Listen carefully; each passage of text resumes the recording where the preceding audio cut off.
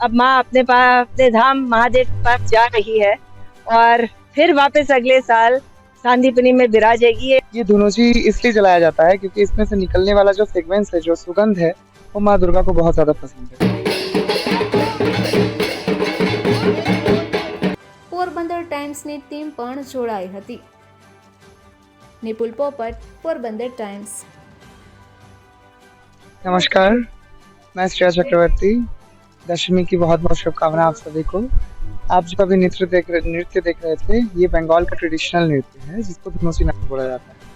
ये स्पेशली माँ दुर्गा के पूजा के समय ही किया जाता है और ये धुनुची इसलिए जलाया जाता है क्योंकि इसमें से निकलने वाला जो फ्रेग्रेंस है, जो सुगंध है, वो माँ दुर्गा को बहुत ज़्यादा पसंद है। तो इसलिए बहुत सारे मंडपों पे एक्चुअली माँ दुर्गा के सामने हमेशा से धूना ही जलाया गया है, इसीलिए धूने का प्रयोग करते हैं हम लोग धुनुची डांस करने। हम लोग कोलकाता से, मैं कोलकाता से एक्चुअली स्पेशली मैं गीता माँ मुझे नृत्य के लिए बुलाई है। मैं अभी 3 साल हुआ मेरा। तो हम सांदीपनि के सेवक हैं सब, ये सांदीपनि के सारे ऋषि कुमार हैं और हम यहाँ आज विजयदशमी के दिन, जिसको हम बंगाली में शुभ विजय बोलते हैं, तो सबको माँ अब आज विसर्जन का दिन है माँ का। अब 10 दिन से वैदिक और तांत्रिक उपासना हो रही थी माँ की सांदीपनि में, उसमें हजारों भक्त जुड़े थे।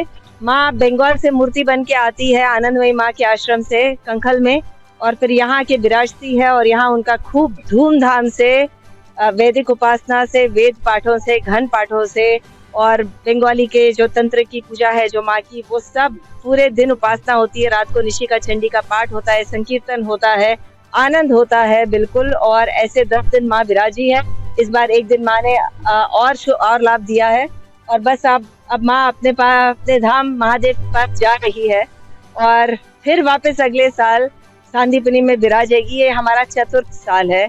माँ इतनी कृपा करती है, माँ आके पूरे हरि की बगीची को पूरा जगमग कर देती है और पूरे सांदीपनि के ऊपर ऐश्वर्य की वर्षा करती है माँ। बस तो ये सारे हमारे जो भक्त है वो प्रणाम करने आए हैं माँ को दशमी के दिन। यहाँ तो हमारे पूरे भारत से जो पूज्य भाईश्री के चरणों में जो भक्त आते हैं हमारे, वो सब आके उपासना के साथ जुड़ते हैं। आज की उपासना सिंदूर खेला की थी।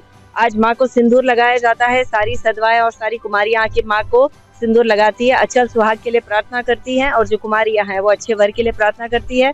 माँ को सिंदूर लगा, माँ को भोग डाल के और माँ को फिर महादेव के पास भेजती हैं। तो पूरे दुनिया से, अमेरिका से, लंदन से, अफ्रीका से, ऑस्ट्रेलिया से, न्यूजीलैंड से इतने सारे भक्त आए हैं जो पूज्य भाईश्री के शरणागति में जुड़े हुए हैं, वो माँ का प्रसाद लेने आते हैं।